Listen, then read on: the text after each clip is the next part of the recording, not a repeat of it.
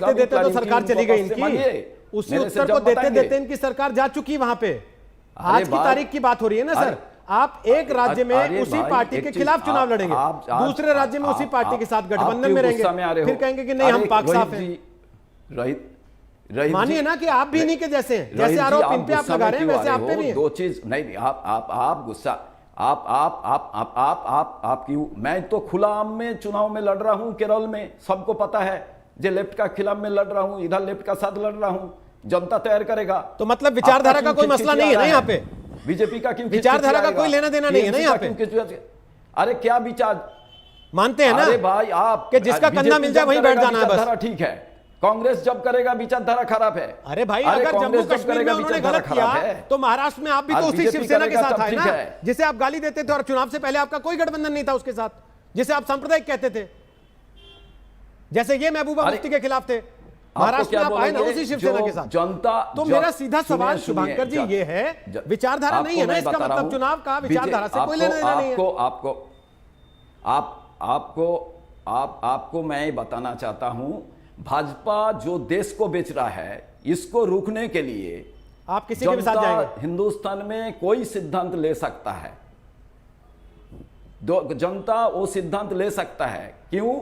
ये लोग डिमोनेटाइजेशन में सबसे ज्यादा करप्शन किया, जीएसटी को ऐसा लागू किया जो जनता का परेशान आ गया। पूछा तो आप जीएसटी चले गए। ये लोग देश को ऐसा चला रहा है, जस्टिफिकेशन नहीं है चीन क्योंकि आपकी अपनी पार्टी के नेता आपको विरोध कर रहे हैं, सीनियर नेता आनंद शर्मा जैसे, ये कहते हुए कि आप किस किस के साथ गठबंधन कर रहे हैं, पार्टी की विचारधारा का कोई मोल है कि नहीं है।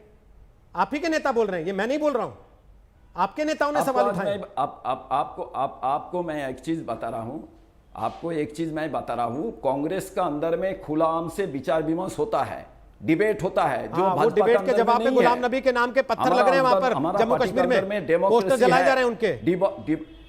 डेमोक्रेसी है, हमारा डेमोक्रेसी है। वो दिख रही है डेमोक्रेसी सर। हम आदमानी का तरफ उनको घर में घुसा दिया नहीं है। ठीक है सर, हमारा पार्टी में डेमोक्रेसी है, ठीक है सर। दूसरी पार्टी में डेमोक्रेसी नहीं है, ठीक है, इसलिए आदमानी घर में घुस गया है। ओके, सुधांशु जवाब दे रहे हैं, उसके बाद संगीत रागी आपके पास आता हूं। सुधांशु जी जवाब दीजिए उनकी बात का फटाफट, फिर संगीत रागी और अपरूपा जी। बोलिए सुधांशु जी। बस 3 पंक्तियों में जवाब देता हूं। देखिए कितनी दुखद बात है कि कांग्रेस के भी तो कार्यकर्ता मारे गए हैं, मगर कांग्रेस के नेता उनके लिए बोलने को तैयार नहीं है। हमारे ही गृह मंत्री अमित शाह जी ने अपनी प्रेस कॉन्फ्रेंस में कहा था, हमारे ही कार्यकर्ता नहीं मारे गए हैं, लेफ्ट और कांग्रेस के कार्यकर्ता भी मारे गए हैं, मगर राजनीतिक कारणों से वो क्या आप कहना चाहते हैं? आपका कोई कार्यकर्ता नहीं मारा गया है, न केरल में न पश्चिम बंगाल में। तो फिर क्यों नहीं उसके लिए आवाज उठाते? हम तो आवाज उठाने को तैयार है।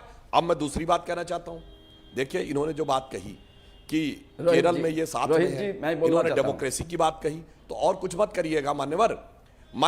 आपके प्रधानमंत्री रहे हैं पीवी नरसिम्हा राव, उनकी किताब द इनसाइडर पढ़ लीजिएगा, कितनी डेमोक्रेसी है पता लग जाएगा।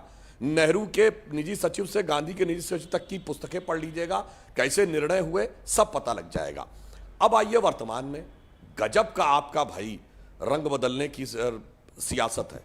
आप बंगाल में आईएसएफ के साथ हैं, यानी पीरजादा अब्बास के साथ हैं, सिद्दीकी के साथ, और पूरब में और पश्चिम में शिवसेना के साथ। ऐसा अद्भुत समन्वय आप ही कर सकते हैं। और दक्षिण में मुस्लिम लीग के साथ, वाह भाई वाह।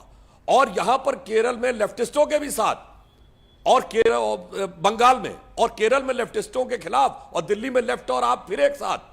तो साहब एक ही पंक्ति में कहता हूं समराइज करके, मुझे वो पंक्ति याद आती है रोहित जी, कि रह रह के बदलते हैं दिन रात नए चोले, अंदर से बड़े जालिम बाहर से बड़े भोले।